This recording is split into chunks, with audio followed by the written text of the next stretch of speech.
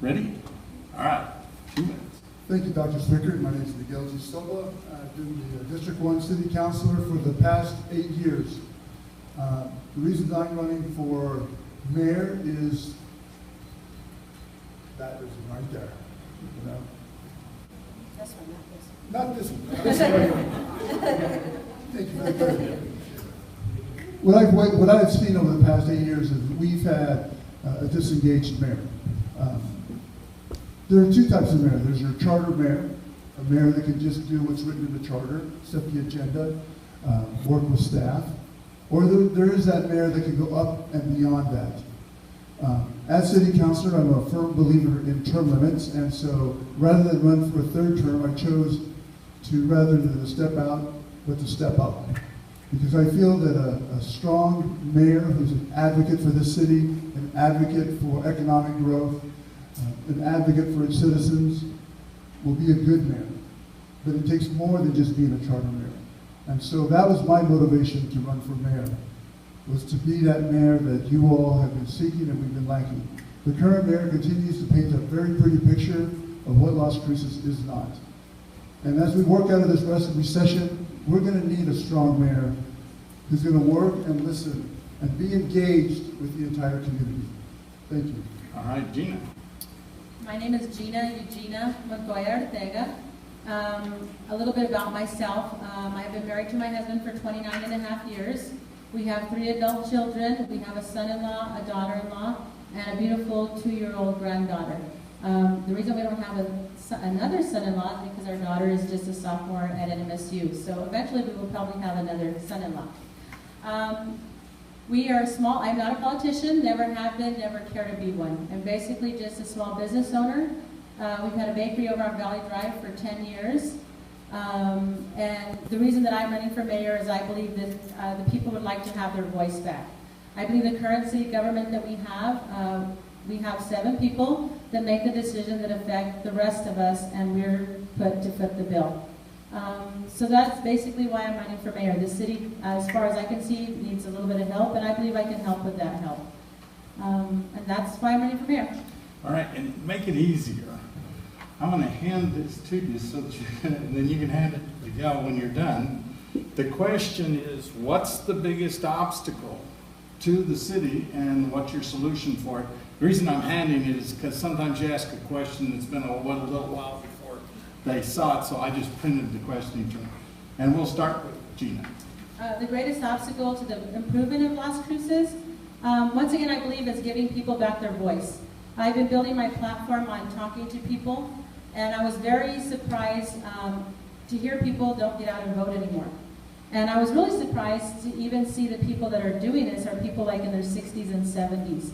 I expect this probably from my 29-year-old daughter or my 26-year-old, her friends or whatever it may be. But when I heard that 60-year-old people are no longer voting, just made, and hearing why they said, it's like my voice doesn't matter, nobody listens to me.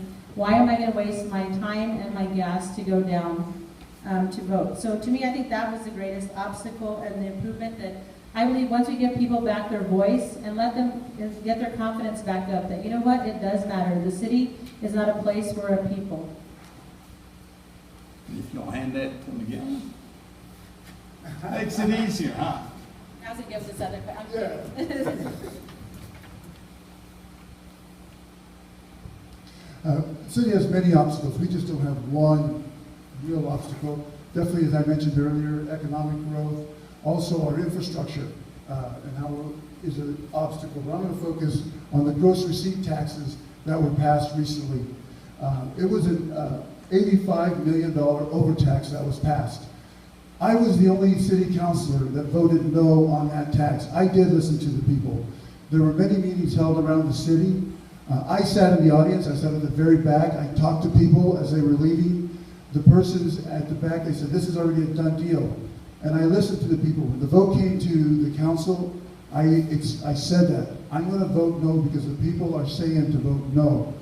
The biggest obstacle now is how do they spend that added $6 million per year? We have bonded $2 million of the $8 million for economic development, roads and infrastructure, So what do we do with the other added $6 million that we receive per year? And I want to stress a platform of transparency where your voice is heard, whether we invest that on continued infrastructure or on the youth or on recreation. So that I think is one of our biggest obstacles is how do we invest the remaining gross received tax dollars? The primary role of government, since Tea Party, is to protect the citizens. The Las Cruces Fire Department expects to respond if you have a problem in under 5 minutes. What should be the expected response time for the police? I think if we're putting an expected response time, we're getting ourselves in trouble. It should be as soon and as quick as possible. Our police department should be responding. Well, the fire department, in other words, said, we'll be there in less than 5 minutes. What do you think the police department should do? I think with any emergency, it should be as quick and as soon as possible as they have units available. I would agree with Miguel. I don't think you can actually really put a time limit on something like that. I mean, obviously, we call the police, you probably need them there as soon as you can possibly get them there. To actually say, you know, you expect them to get them there at a certain time, I think that's kind of a difficult question. All right. And do you favor a citizens review board to oversee the police department? This is actually a really good question because I have had some people come into the bakery and did talk to me about this. I don't see why we shouldn't have a review board. Actually, there was, I can't remember the name of it, I just had a gentleman come in yesterday and there was actually a group of people that came in, Dr. Ishida, and he did a survey, being the incidents that the police departments was having. And he actually recommended 13 different things that the city should utilize to help with these issues. And this was done in 2009. And as far as I know up to date, none of those that Dr. Ishida recommended, the city has not utilized any of those. So yeah, I would think that a citizens review board, since if we can't use that report that Dr. Ishida used, why shouldn't we have, if we don't have anything to hide, why shouldn't we have a citizen review board? When I was elected in 2007, again, I did listen to the residents, and the residents said that they wanted some type of police audit that would eventually lead to a police review committee. With that was the audit that Ms. Ortega referred to. That was the first ever audit ever done on the police department. And the result of it was the Ishida report. I believe there was 13 suggestions, and I think they accomplished about 8 or 9 of the suggestions, and that was done by former police chief Richard Williams. Richard Williams took it the next step, and because he welcomed the audit, the Ishida report, and he also, the Las Cruces Police Department became the first certified unit, or not the first, but they became a certified unit of New Mexico, and that was the first. So the police chief, the police department has made great gains since the police audit that was done. And in terms of a citizens review board, I think that has been taken. That stuff, I think, can be brought before the council again. But I think the track that the current police department is on is a very positive one. So you are for or against the idea? Well, I would. Yes, I'm for a citizen review board. All right. Let me ask you about the minimum wage. Are you in favor of increasing the minimum wage? How much should it be? What should we do with the minimum wage? Yeah. Well, when the minimum wage came in front of the city council, I took it upon myself again to go out and listen to the public. Myself and Councilor Levantino, we brought opposing parties to the table and listened to them and tried to come to a common middle ground. I favor increasing minimum wage at the federal and state level only because it provides a level just an even common ground or an even playing field for all small businesses. And so when we start passing local minimum wage ordinances, it really puts businesses at a disadvantage with competing municipalities. So the final result, there were 9 votes taken for the minimum wage. I voted in favor 7 of the 9 times, only because I felt that that's what was best at the community. What's ahead of us in 2016 is that it will come before us again, the City Council. Presently, I cannot support the increase for 2017 because how it affects nonprofits. churches, other types of groups out there, including residents who are on subsidy type programs. So that's something for review that's going to come up in 2017. And that was an amendment that I pushed forward that said that there would be no more increases until, with every added increase, the city council would have to take a vote on it. I guess if I had to say whether I was in favor of it or not in favor of it, I don't believe that they did enough research on it. I don't think they should have made the decision as fast as they did. I think they should have actually gotten more input, especially from the people that it was in effect. I know that they were trying to help these people that do believe that they needed more money. I know things are tight, but I think they should have done a little bit more research. And I think I've been talking to people that are on both sides of the spectrum. I've talked to people that they're the employers, and now they are responsible to pay this difference. Basically what they've done is they've scaled back. I've talked to the people that were supposed to benefit from them, and they've lost out. Like normally, I know somebody that would normally work 6 hours, and all of a sudden, because now the employer has to watch their budget a little tighter, now they're only working on their 4 hours and sending them home 2 hours early. So now instead of this employee getting 80 cents more over those 2 hours, they lost out on $16. So I think it's something that should have gone to the people. Well, the people should have voted on it. Yes. All right. And for Gina, you think business climate is good in Las Cruces? Why or why not? I do not think the business climate is good in Las Cruces. Like I said, we are a small business owner. It took us almost 2 years to get our bakery open. We will have 10 years now in March. Had we not had those 2 years, we'd have been open now 12 years in March. A lot of the too much red tape, too many I's to dot, T's to cross. Basically what happened is, you would get what you thought you needed done. Inspector number 1 would come in, inspect you, and find little issues at whatever it may be. So you call your plumber back in, and they're like, we don't need to do this. We deal with the city all the time. I'm like, but since God has spoken, we will listen.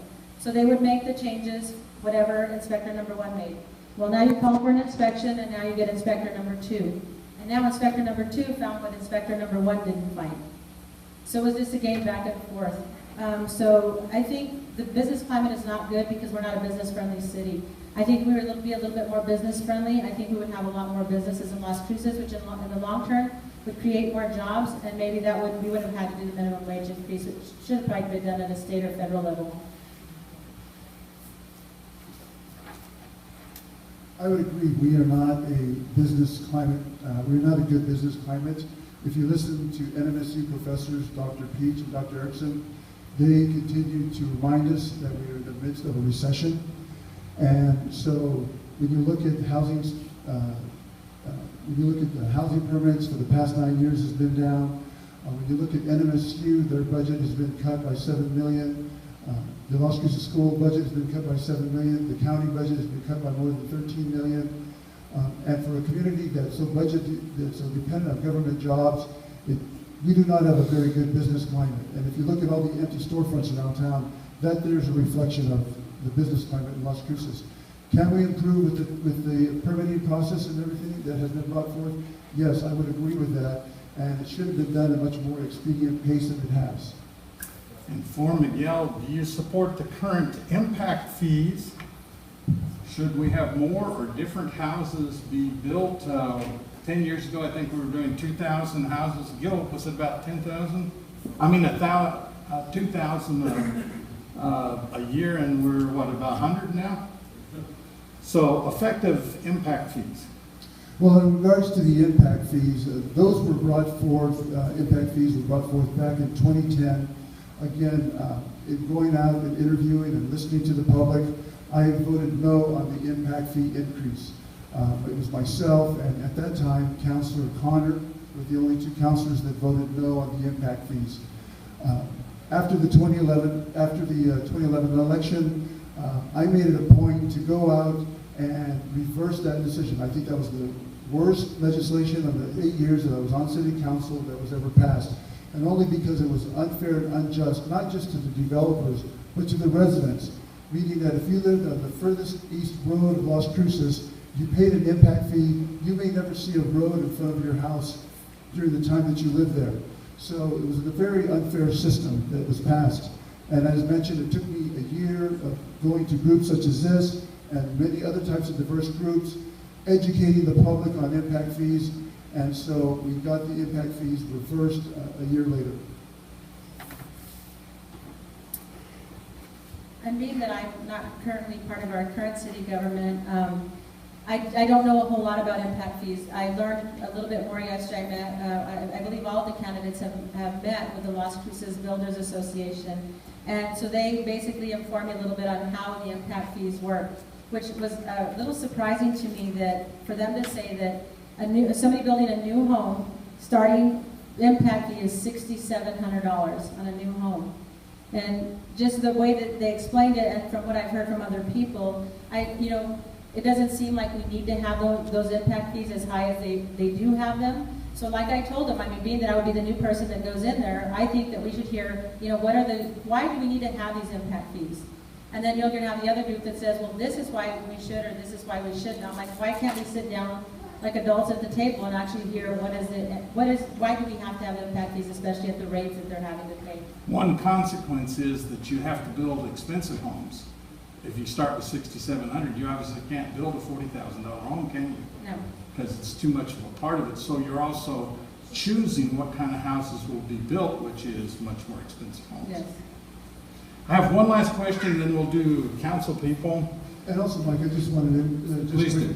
quickly add, on impact fees, roads and sewer, all your infrastructure, fire safety, there are certain impact fees that are needed. And those being a couple of them, it's hard to, someone at some point has to pay for those types of infrastructure. All right. Yeah, just the information according to the builders is like, they just don't need to be as steep as they are. One last question. One Valley, One Vision 2040, and Miguel, you were on that committee, weren't you? No, not in the committee. Oh, okay. It listed you as being on the committee in the handout. They put everyone's name on there. They put everybody's name. Yes, That is managed growth.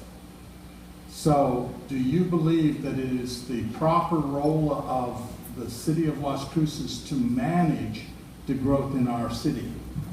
And let's start with Steve, since I singled him out there. Yeah, it's on the thing. Well, the One Valley, One Vision, the managed growth, I think is something that's still in review, and it still needs to be much more scrutinized, and as you mentioned, it's still in committee. So I have yet to get into the details, and the devil is in the details. I feel yes, we do need some form of managed growth. Okay. In 2007, we had a lot of growth that was just occurring, and that's what propelled many persons to get elected into office, because there was the growth was happening at unprecedented levels and in a very uncontrollable manner.